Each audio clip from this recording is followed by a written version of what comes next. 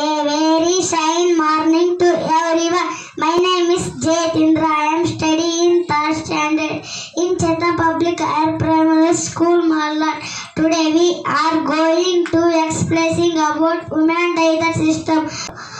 Our our food go through small into the stomach.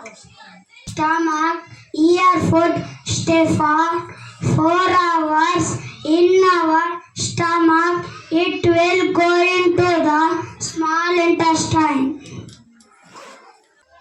Small intestine. Here our food pressed into small piece and it will mix into our body.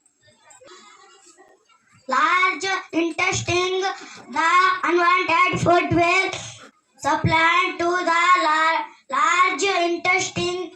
Here it burn water and mineral from our food. At last, it throw out wastage from our body. Thank you.